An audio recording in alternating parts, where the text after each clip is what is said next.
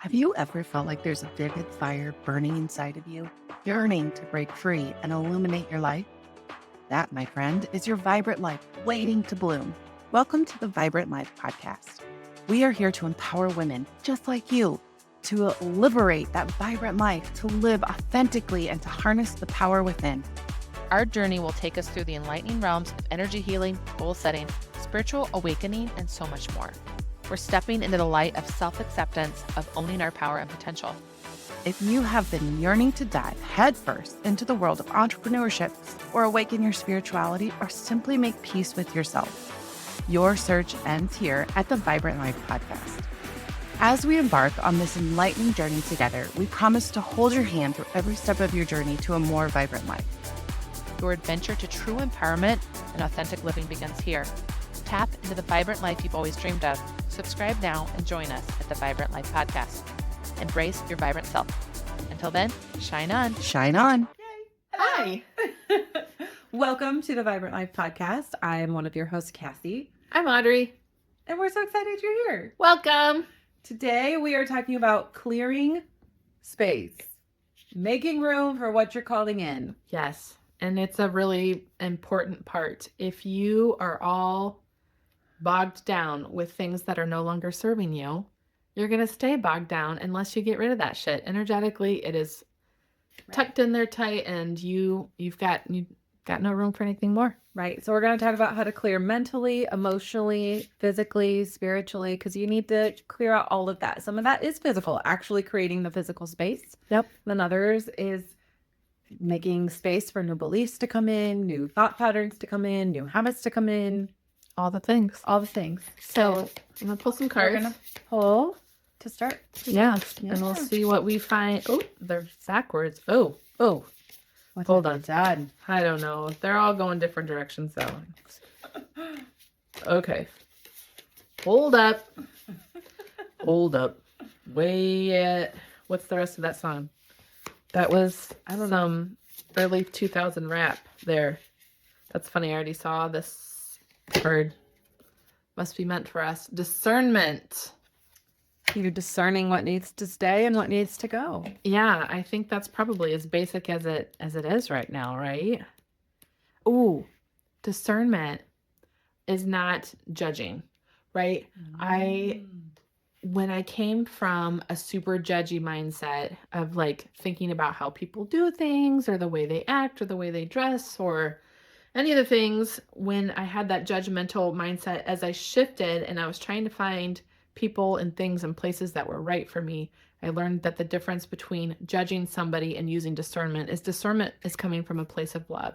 You might have things in your life that just no longer resonate, and that's okay. You're not judging, you're using that voice of like, if it resonates, it's for you, and if it doesn't, you're using discernment to pull it out. Ah, I love that. That's so good, because letting go shouldn't feel like losing something. It feels like coming back to yourself. Yes. I love that. Way to tie that up in a bow. I was about to read the book and I was like, I don't need to. It just came to me. Yes. Thank you. So when we're talking about letting go and releasing, it's not about losing. It's about coming back or creating more alignment and space for more aligned things to come in. So whether that is a person, a job, a thing, like A thing that you do. a habit, or even physical things, if they are no longer in alignment with your next steps, then letting them go. Yeah. It's super important to create room for that. We just talked about abundance and visualization. So you visualize the things, you change. Excuse me. That was great timing. I got a bigger one. I'm going to cut that out. I was going to say, do you want to do that line again? We just did visualization where you visualize the things you want to bring in. Then the next thing is the abundance mindset. You have to feel worthy of the things that you're calling in. And then you got to make space though. You got to make space for this thing that you want. You got to clear room. Yeah. So for example, as we're getting ready to get rid of our house and move into another house, the first thing I had to do was start getting my current house ready. I had to start cleaning, like physically cleaning my space, getting rid of things we didn't need, things we don't want to move on to the next house. We had to start fixing it up so it's ready to list. So it's actually like a physical purging of the things that are around you, because anything you have in your space is energy. It holds space. So literally cleaning out physical things that don't serve you. And then mindset, you got to work on that mindset, those self-limiting beliefs. I just talked about that in the last episode too, a little bit about writing the things down that you're like, ooh, and reframing your mindset too. So release it. You can write it down and burn it. I'm pointing at the fireplace, which you can't see. Stick that shit in there, light it on fire, and then replace it with positive affirmations. So reframe what you're thinking. Yes. Okay. What else? So physical, mindset. What else? Emotionally, you had to be ready to leave your house. You had to let go of it. I had to let go of it. In fact, I made that very ritualistic. I asked ChatGPT to make me a ritual, and it was all about thanking the current house for everything it's given us. And I took my kids, and we had salt water and we had rose petals, and we sprinkled it all the way around the house, and we thanked the house, and we made like a circle around it. And it was just, and we lit a candle just because we can. And we said What is it, a ritual if you don't have fire involved? Like, no, it's one of the elements. We had water, we had salt, that was earth.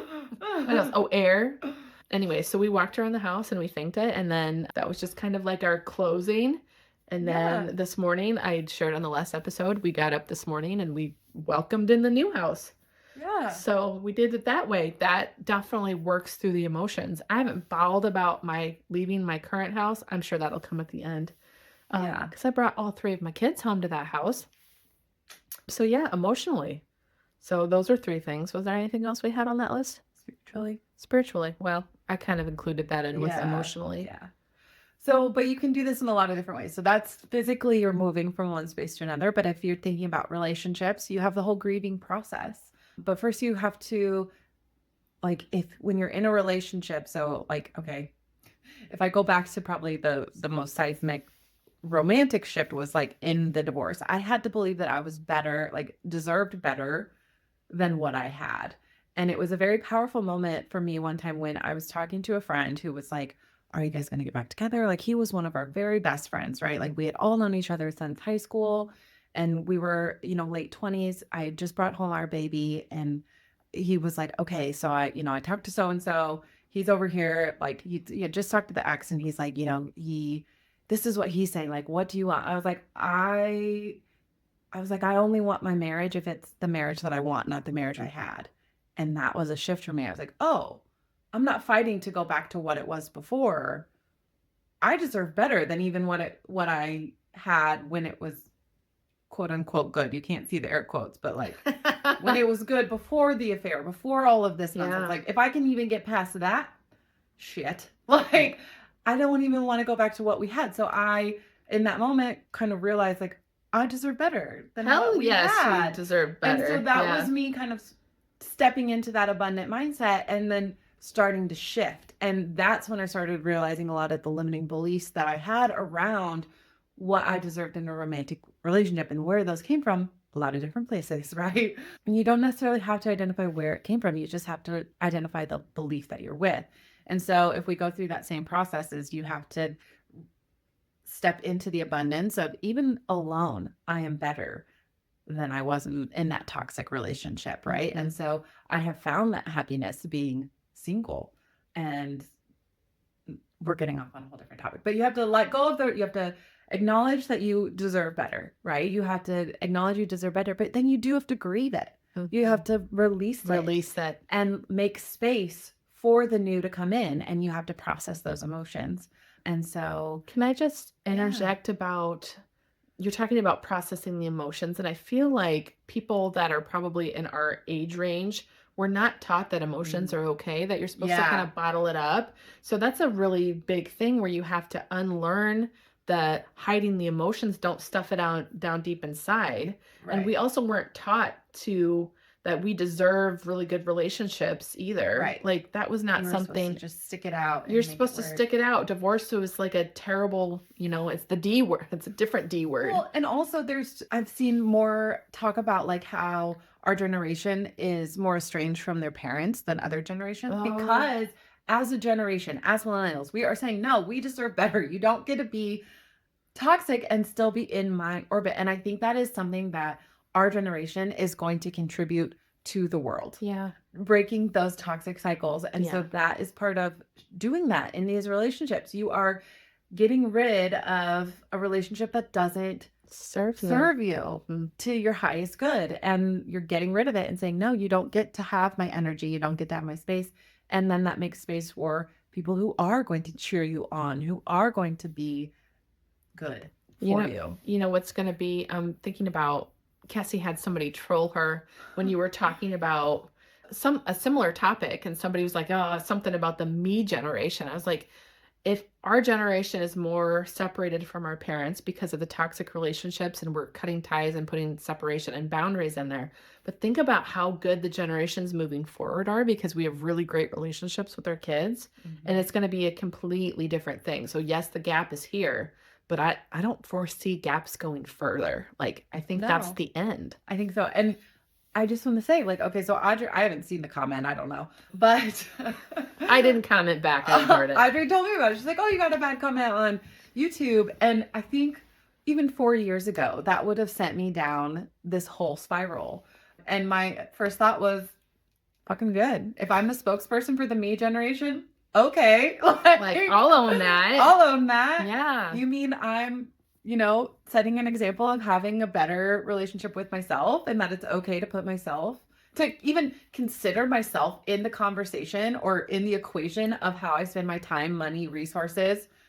Yep. Call that a me generation, or call me the spokesperson for the me's. Because yes, you should have self-care. You should have self-worth. I'm going on a whole soapbox, but I will take We love your that soapbox. like, yes, you're allowed to be. I mean, that's our whole platform. You are allowed to be not only part of the equation, but a large part of the equation. Like, you are allowed to live your life in full color. And if people try to tear you down for that, fuck them. Fuck them. All right. Going back. That soapbox got real big. It did. But what I was saying is, I'm so much more embodied in myself and more self-assured than I would have been even 4 years ago when I dreamt up this idea. Yeah. You're making me think about, so I'm a home visiting nurse for first-time moms.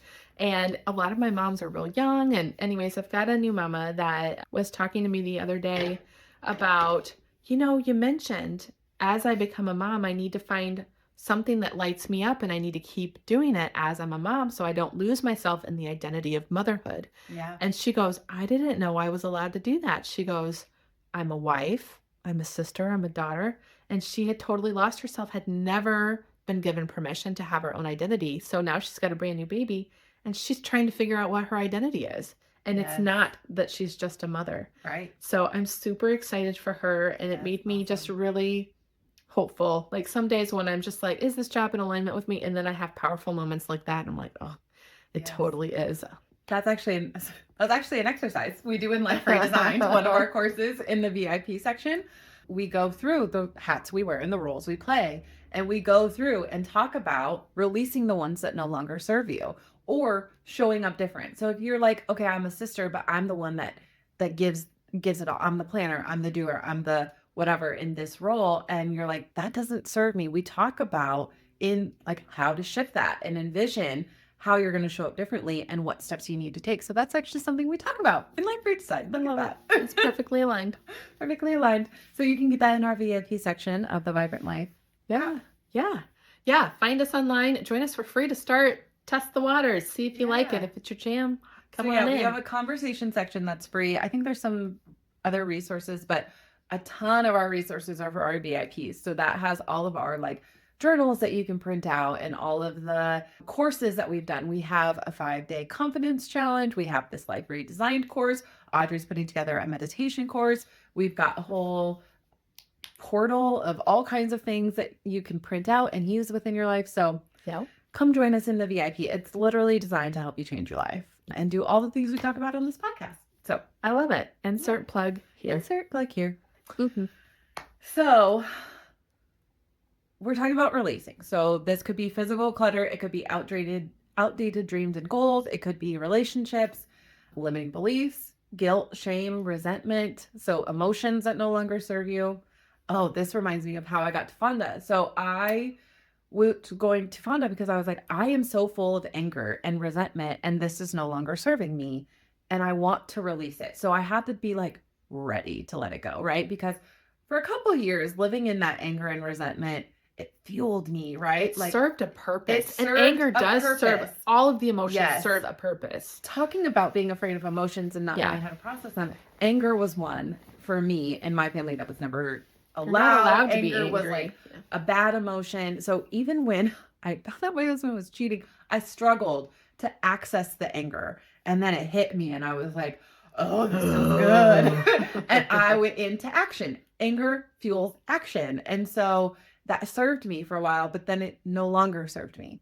I had outgrown it and I wanted to move forward. And so you have to be ready to let go. So I was ready to clear it and make space for not better emotions, different emotions. Different emotion. And different relationships. I didn't want to be angry anymore. I wanted to be neutral towards my ex. And that's what we are now. We do not co-parent like this. Like we don't make decisions together, but we are not high conflict, which is what I wanted. Yeah. I didn't want high conflict for my daughter. I don't think it is a good example to allow someone who has hurt you in that way to have access to you. So we're not like buddy co-parents, and I don't ever foresee us being. But I am happy to go to events and we see each other there. And it is fine. It is neither here nor there. Like it is, I don't want her to feel like she has to choose, but I want to model strong boundaries still. I love that. So it's so good. Anyway, Yes. a little bit of another soapbox. But why we struggle to release things is because of the fear of the unknown, right? So going back to our examples, if you've been in your house for a long time, an unknown house, you didn't know what that was going to look like for your budget. You didn't know what that was going to look like for your family. I was in a relationship for almost 15 years. Like I didn't know what a relationship looked like outside of that. I didn't know what motherhood looked like. I didn't know what single motherhood looks like. I didn't know what being single as an adult looked like. So there was this fear of the unknown on the other side. And that's where you really have to tap into the abundance mindset of just knowing that there is better out there for you. It's a leap of faith. And you're worthy of having those things. Yes. It's that worthy. Yes. I am worthy. I am worthy. You're worthy just as you are. You don't have to do anything different. And that is something I had to figure out on my own. So let me be the first to tell you and hold up a mirror that you are worthy just as you are and deserve all the things that you want. Yes. We also have attachment to an identity. When our worth is tied into, I'm the one that does the things. I'm the one that does this. This type of identity. I'm a wife. If that is your identity, getting a divorce can be very hard. That just reminded me of when we were talking about how like, oh, she's so selfless. She's so giving. Why that was like such a good thing to call somebody. Yeah. Hell no. Like that is an identity you need to let go if that is your current identity. Selfless. Yes. Like let's not be selfless. It's not really good at all. Yeah.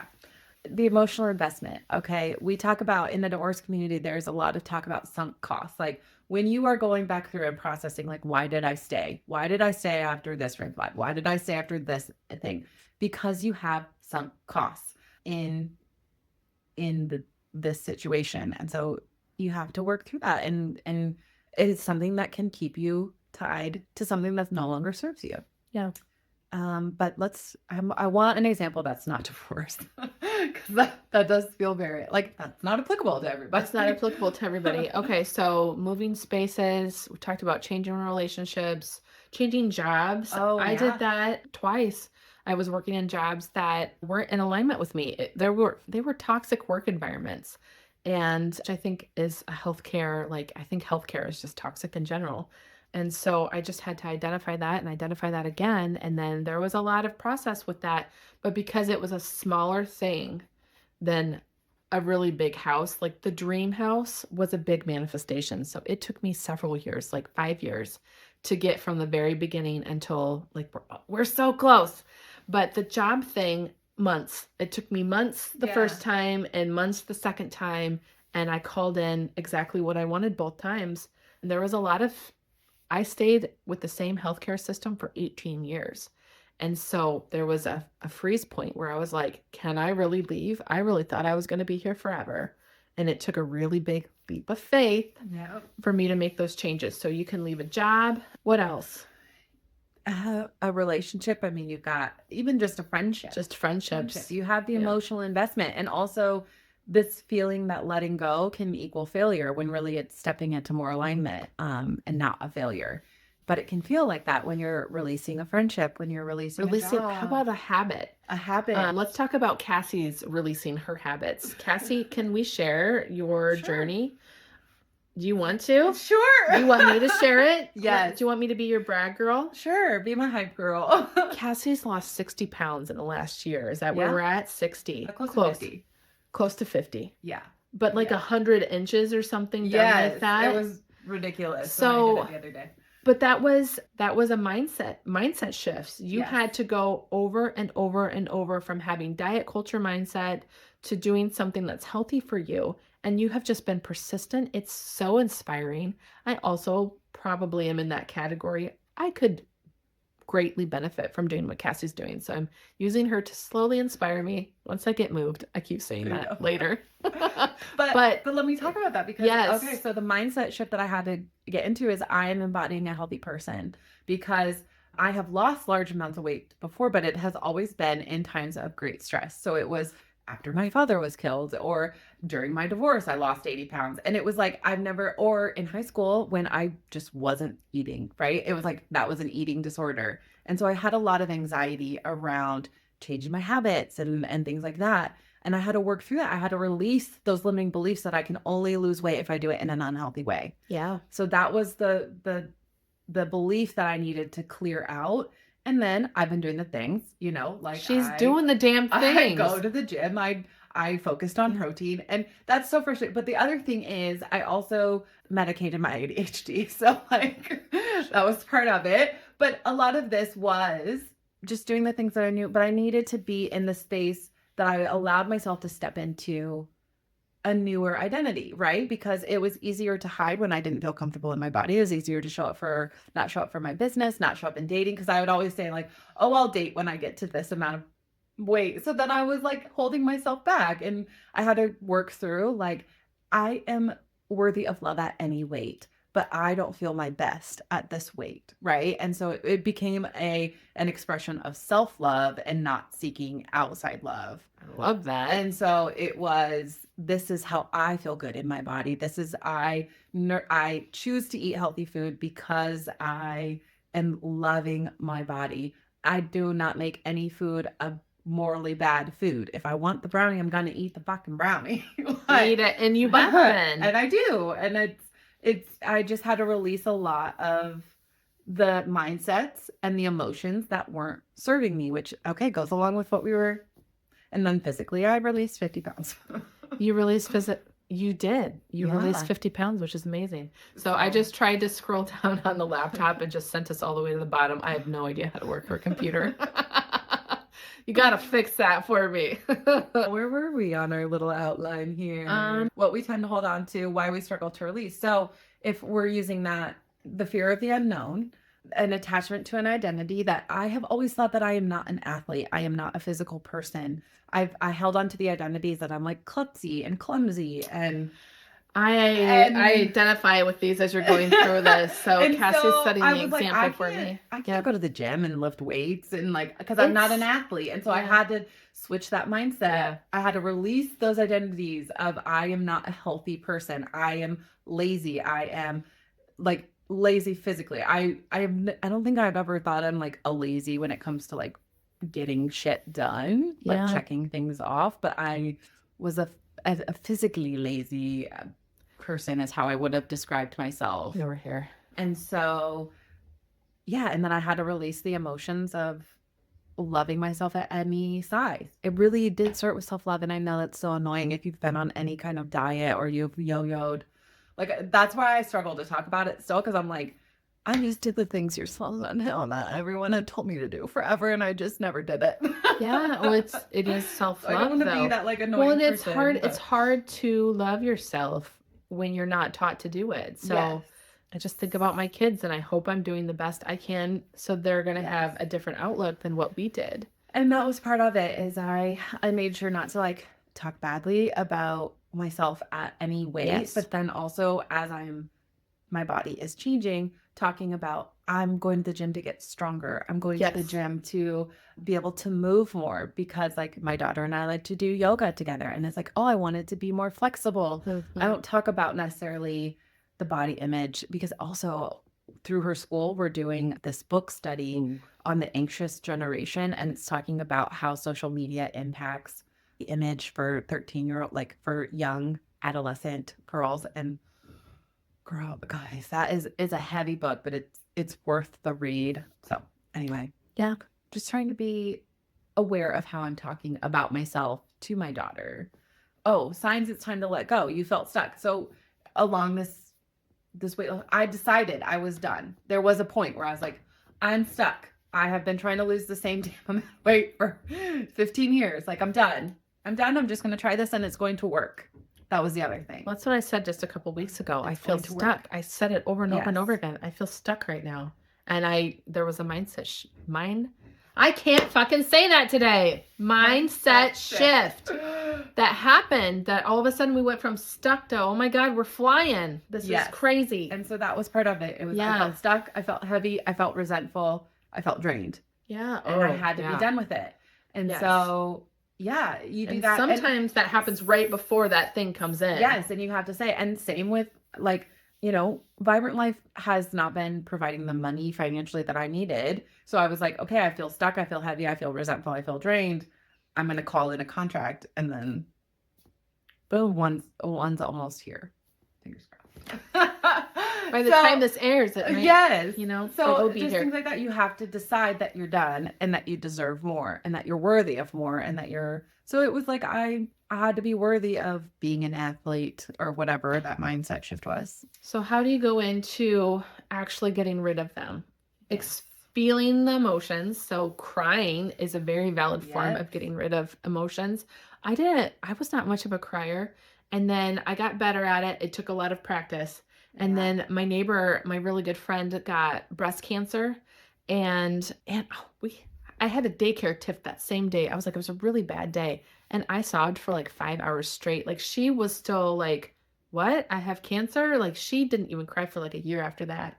But I was finally to a very healthy place that I was like, this is terrible. And I just bawled all day long. And I tell you, anytime something really bad has happened since then, I experience those emotions like as it's coming up. I don't bottle it in anymore. And I'm a really good crier now. It's a great way to get rid of emotions. We always talk about journaling things. That's always good to write down things and release, but also moving your body is a form of energetic movement. And what did I do? Last week, I pranced around the basement as a fairy. I was moving energy. They said, you're stuck, then move. And I did. Yes. And guess what? Energy is moving. Oh my God, I forgot about that. I did too. Vocalizing. Yeah. So the universe is you know? So vibrations help move energy. So either you can get in touch with those. There's also something called solfeggio tunes that I just pop into Spotify or YouTube, and they'll play you different frequencies that will help move energy. Fonda has like a mat that vibrates when you lay on it. That feels really good. And that is another great way. And singing of any sort. Right. I was also going to say, even just talking to a friend or doing counseling. Oh, yeah, again, just we're saying. big proponents of Talking out the therapy. thing. Yelling. Go in the woods and yell. Yeah, go Why in the not? woods and yell. So letting them go, because repressed emotions still take up space. So Yeah. we need to move through them. And yeah, so love all of that. those good things. We actually went through all of those yesterday at Gemma's school thing. I love They're talking about moving and vocalizing, and they have like a timeout corner, or not a timeout corner, a break corner. In all Right. their rooms. Where I freaking love it. it's like I a love that time school. in corner, Yeah. which is a way better. It's you're not being punished for being overstimulated anymore. It's like we know that you're overstimulated and you need a break. Yes, and they use the word pause power, or they use the term Ooh, I pause, love and I really like that. Like, I like we're that going to too. use our pause power exercises, and I don't know. It's really super good. cute. I'm like totally on board. Okay, so let's talk about forgiveness, because a lot of releasing is forgiveness. So I had to go deep into forgiveness, and forgiveness. I don't necessarily think you need to have a conversation about forgiveness. I don't think You you need to don't. let people know that you forgave. Forgiveness is for you. It's not for them. And it doesn't necessarily mean you say all is okay. It's just, I am no longer holding on to this. To me, that's where I landed with forgiveness. I had to go deep. It's guys. not saying that what you did to me was okay. That is Right. not what forgiveness is. Right. It is strictly this is the no longer releasing. serving me. I'm releasing it. Yep. So that can be about forgiving yourself or others. Yeah. Like you can stop beating yourself up about Something you did Something 10 you years did. ago. yeah, the choices you made, the Yeah. situations you ended up in. You can forgive and then choose to move forward. And that is clearing that space. Physically decluttering. The next thing we talked about physically decluttering. That's the other thing. We talked about making a ritual of it. Ask ChatGPT to make you a ritual. Pop out a Vibrant Life. I'm getting ready to do a whole ritual section. So I'm going to put the house calling in and the releasing of the houses. I'm going to have that one in there. I'm sure I've got lots of rituals that I've created over the years. Done for the new moons and the Yeah, moons. We so have a lot already. the moon every month. We've got rituals in there. Oh, I forgot about that. So you can do that. And then a ritual just makes it more meaningful. You're putting more effort into it, and whatever effort you put in, you're going to get back, right? So it's the energy exchange. So that's kind of the thing with the universe meeting you halfway. So you're energetically making this ritual, putting energy in to this thing you want to happen, and then the universe will meet you. Yeah. It's inspired action. Yes. I love that. And I think a lot of times for me, it's just this demarcation line of like the before and the after. Yeah. After I come out of this, I'm no longer, this is Right. done. We're done with it. So yeah, like times of forgiveness, you got to journal it out. Or yeah, like with that, I remember sitting in my kitchen and being like, I'm fucking done with this. I'm going to do something different. Yeah. And you just, it's a demarcation line. You're just done. I love it. You've let it go. You've let it go. It's done. So that's our action prompt for you guys is to either write about something you need to release and burn it, or, I mean, you don't have to burn it, but you could write about it or just like create your own ritual to release. And if you want help creating one, let us know. leave a comment. I got Audrey your will help back. you create one. I will create you a ritual and it'll be damn good. Yes. So yeah, figure out something you're ready to release. Name the emotion that you're You got to name it to tame it. Name it to tame it. Choose a ritual to let it go, and then declare your release. Say it out loud. I release what no longer serves me. And that's all you got to do. I'm done. And I then make be done. space for what's next. I love Yep. that. And Okay. bring it in. So remember, letting go is not about losing. It's about returning to yourself. So you're not meant to carry it all. Some things were only meant to teach you and then to not travel with you. Yep. So Just life lessons. Let it go. lessons. Okay, so next time we are talking about thriving in motherhood. We talked about it a little bit, like with your Oh, yeah. a Mama finding mom, her. thriving Yeah. in motherhood. So how to reclaim your identity without sacrificing the sacred parts of being a mom. Oh, shit. what we're talking That's about next exactly time. what we That's already exactly touched base what on. we're- Oh, I love that. Okay. Look at this, all our synchronicity. It just works out. It's like we know what we're talking about. It's crazy. Okay, so let us know how it goes. Hope you have a wonderful week, and we'll see you next time. Bye. Bye. Exciting news! The Vibrant Life Society is now open, and we'd love for you to join our incredible community of empowered women.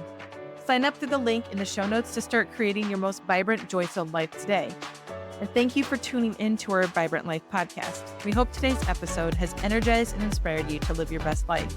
If you enjoyed what you heard, be sure to subscribe on your favorite platform so you never miss an episode. And please take a moment to leave us a review. Your feedback fuels our mission to bring you more valuable content. Stay connected with us on social media at Vibrant Life Society for daily tips, motivation, and community support. As we wrap up today's conversation, we encourage you to embrace each moment, pursue your passions, and prioritize your well-being. Together, let's create a life that radiates with energy and purpose. Until next time, live vibrantly. See you in our next episode.